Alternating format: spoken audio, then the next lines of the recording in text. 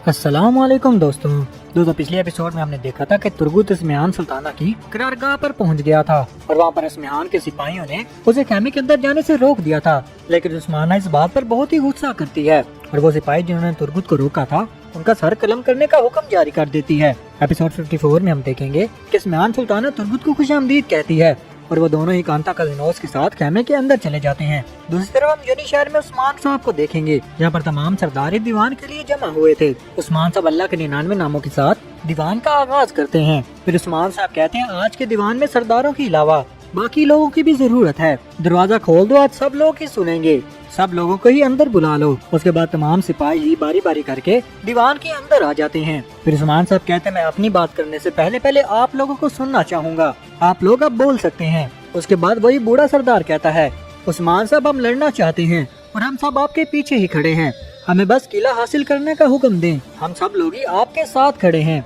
अब ये वक्त मुखालफत का नहीं है। इस पर औराज भी कहते हैं जनाब हम जिस चीज के लिए मरने के लिए तैयार हैं, अगर आज हम उसके लिए पीछे हट गए तो हम अपनी बाकी की पूरी जिंदगी इस चीज का हिसाब नहीं दे पाएंगे।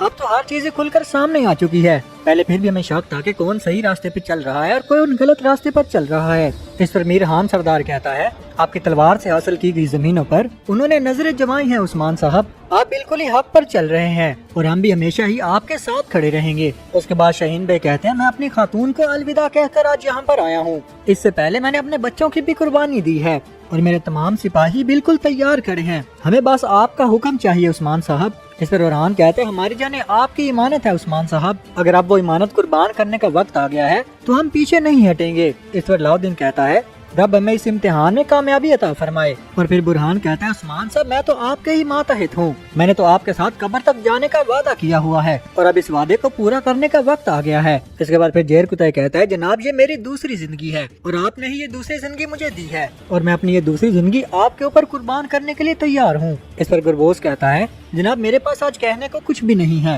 लेकिन मैं आपसे ये कहता हूँ कि मेरे लिए कोई मैदान जंग ढूंढें। इसके बाद उस्मान साहब कहते हैं जब तक मेरे पीछे आप जैसे बहादुर और वफादार लोग मौजूद हैं उस वक्त तक हमें कोई भी शिकस्त नहीं दे सकता। माशाल्लाह आप सबकी लंबी उम्रें हों, लेकिन अब मैं अपना फैसला सुनाऊंगा। दूसरी तरफ हम इस्मिहान सुल्ताना की करारगाह पर देखते हैं।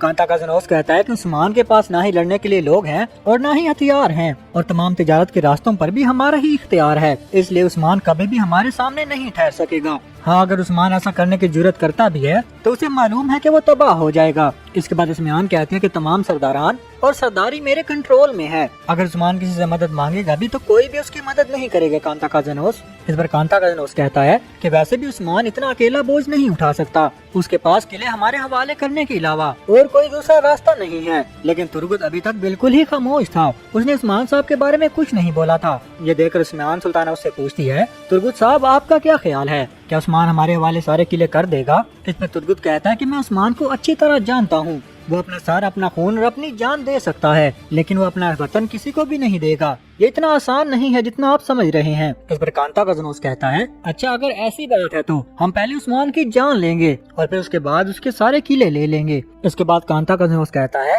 लेकिन पहले मैंने किसी से मुलाकात करनी है। वो इस्मिहान सुल्ताना से जाने की इजाजत लेता है। उसके बाद हम उस्मान साहब को देखेंगे जो कि अपना फैसला सुनाने वाले हैं। उस्मान साहब कहते हैं कि आप सब लोग बहुत ही हैरान होंगे कि मैं क्या कहने वाला हूँ, लेकिन आपको ये बात भी जाननी होगी जो भी मैं फैसला करूँगा वो आखिरी फैसला होगा। फिर उस्मान साहब कहते हैं कि हमारी मलकियत का राजा हिसार, कलोजा हिसार और बिलाजा किला अब इस्मिहान सुल्तान को दे दिए जाएंगे।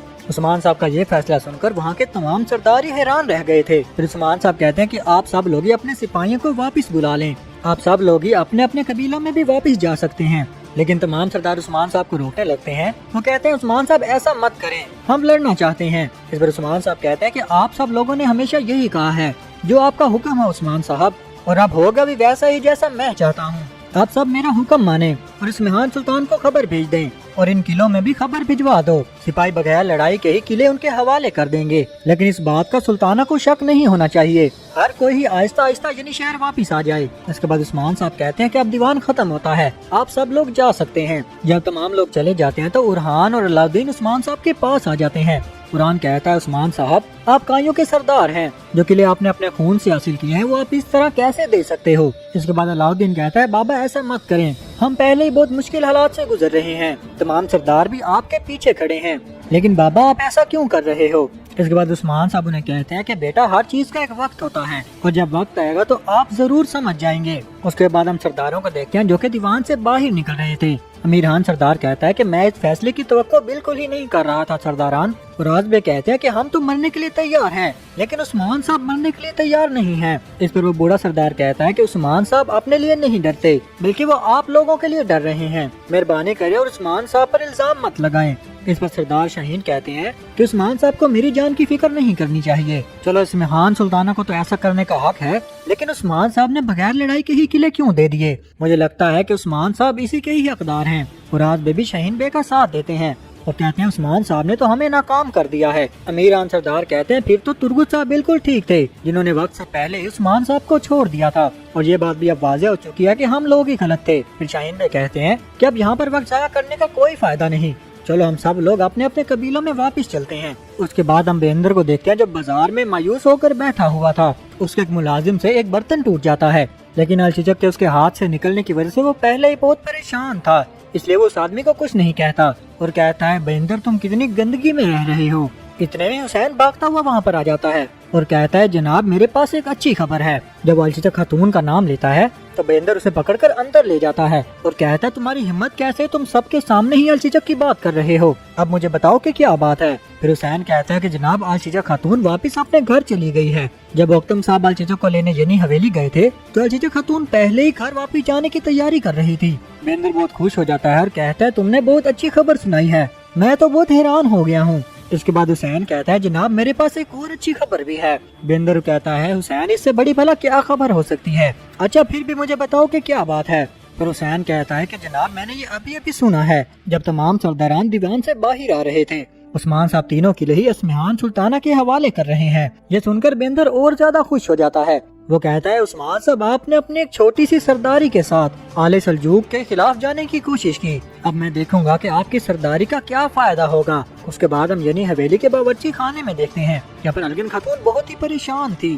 وہ کہتے ہیں جیر کتئی اگر تم مجھے پسند ہی کرتے ہو تو یہ بات تو میرے سامنے کیوں نہیں کہتے؟ پھر وہ اپنے ساتھ کے ایک ساتھی سے پوچھتی ہے کہ مجھے یہ بتاؤ کہ اگر ایک لڑکی ہے جو ہمارے قبیلے میں ہی رہتی ہے اور اسی قبیلے میں ایک ہے جو اس لڑکی کو پسند کرتا ہے، ایک دفعہ کیا ہوا اس لڑکی نے اسی آدمی کو اپنے آپ سے باتیں کرتے ہوئے سن لیا۔ وہ آدمی یہ کہہ رہا تھا کہ وہ اس لڑکی سے پیار کرتا ہے لیکن میں نے فی الحال اس لڑکی کو کہا ہے کہ تم تھوڑا انتظار کرو، اس لیے کہ وہ آدمی جلد ہی تمہیں بتا دے گا کہ وہ تم سے محبت کرتا ہے۔ پھر وہ ساتھی اس سے پوچھتی ہے کیا پھر اس لڑکے نے اس کو بتایا کہ وہ اس سے پیار کرتا ہے؟ تو ان کہتی ہے کہ نہیں بتایا۔ اس بات پر وہ غصہ کر جاتی ہے اور کہتی ہے کہ ابھی تک تو اس نے کچھ بھی نہیں بتایا، لیکن وہ لڑکا ہمیشہ ہی اس لڑکی کے آس پاس گھومتا رہتا ہے لیکن کبھی اس نے اس کی آنکھوں میں نہیں دیکھا۔ اس پر اس کے ساتھی کہتے کہ شاید وہ لڑکا شرمیلا ہوگا، کہتی ہے نہیں وہ تو اتنا بڑا آدمی ہے، وہ بلا شرمیلا کیسے ہو سکتا ہے؟ لیکن الگن خاتون کو بھی شک ہونے لگتا ہے کہ شاید وہ شرمیلا ہو ہی سکتا ہے۔ اس کے بعد ہم دیکھتے ہیں کہ جیر کتائی چپ چاپ کر کے ہی باورچی خانے کے اندر آ جاتا ہے اور ایک پلیٹ اٹھا کر الگن خاتون کے پاس آ جاتا ہے اور بڑا افسردہ ہو کر کہتا ہے کہ اس سے پہلے کہ میرے سردار مجھے کوئی فرض سونپے میں نے سوچا کہ اس سے پہلے میں کچھ کھانا کھا لوں۔ اتنا ہی کہنا تھا کہ الگن خاتون کھانے کے ساتھ اس کی پلیٹ کو فل کر دیتی ہے۔ جیر کتائی بھی یہ دیکھ کر بہت ہی حیران تھا کہ آج اس کو کیا ہو گیا ہے، لیکن جیر کتائی اندر سے بہت خوش تھا، وہ ایسا سوچ رہا تھا کہ شاید الگن خاتون نے اسے معاف کر دیا ہے۔ پھر وہ کوئی اور بات کہنے کے لیے الگن خاتون کے پاس آ جاتا ہے۔ الگن خاتون بھی ذہن میں یہی کہہ رہی تھی کہ جیر کتائی شرماؤ مت، مجھے بتا دو کہ تم مجھے پسند کرتے ہو، لیکن جیر کتائی یہ سوچ رہا تھا کہ اس کو پہلے ہی بہت سارا کھانا مل چکا ہے، اگر وہ اور مانگے گا تو کیا الگن خاتون اسے دے دے گی؟ دراصل جیر کتائی یہاں پر اور کھانا مانگنا چاہتا تھا لیکن الگن خاتون کچھ اور ہی سوچ رہی تھی۔ اس کے بعد جیر کتائی یہ سوچ کر وہاں سے چلا جاتا ہے کہ اس کو اور کھانا نہیں ملے گا۔ اس کے بعد ہم اسمہان سلطانہ کو دیکھیں گے۔ سپاہی سنگور اس کے پاس آ جاتا ہے اور اسے کہتا ہے کہ اسمہان سلطانہ میرے سردار نے آپ کی پیشکش قبول کر لی ہے۔ کوئی نور جو وہاں پر کھڑا تھا وہ بھی بہت حیران تھا کہ عثمان صاحب نے یہ فیصلہ کیسے کر لیا ہے۔ پھر سپاہی سنگور کہتا ہے کہ عثمان صاحب تینوں کے لیے آپ کے حوالے کر رہے ہیں، میں صرف آپ کو یہی اطلاع دینے آیا تھا۔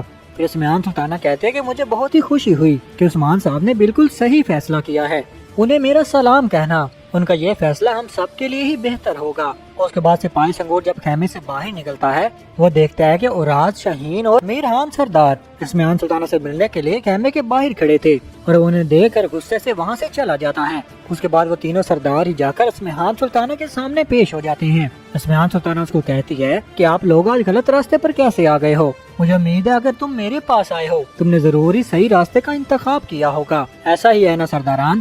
اس پر راز بھی کہتے ہیں سلطانہ اب ہمیں حقیقت کا پتہ چل چکا ہے، اس لیے ہم تینوں سردار آپ کی خدمت میں پیش ہوئے ہیں۔ اس پر اسمیان سلطانہ کہتی ہے کہ میں آپ کو دیر سے آنے کی وجہ سے سزا دوں یا تمہیں میری طرف آنے کی وجہ سے تمہیں کوئی انعام دوں؟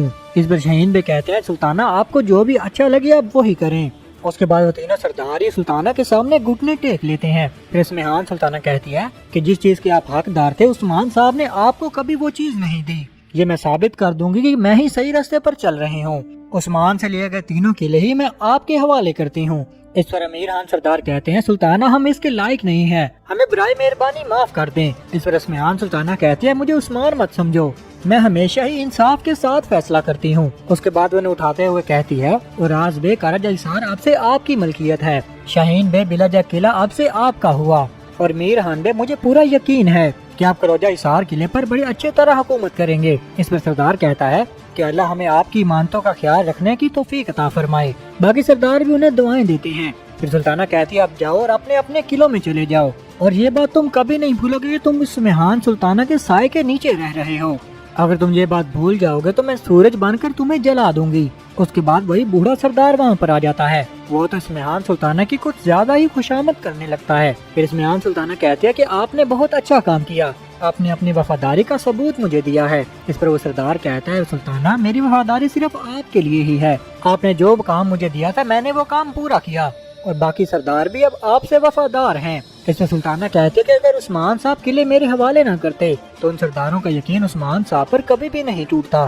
اس کے اس کام پر اسمیان سلطانہ اسے کونیا میں ایک اچھا مقام دے دیتے، اسے کونیا میں ایک اچھے مرتبے پر فائز کر لیتی ہے۔ تو دوستو یہیں پر اس ایپیسوڈ کا اختتام ہوتا ہے۔ اگر آپ کو ہماری ویڈیو اچھی لگی ہے تو لائک، شیئر اور سبسکرائب ضرور کریے گا۔ آپ کو ملتے ہیں اگلے ایپیسوڈ کے ساتھ، تب تک کے لیے اللہ حافظ۔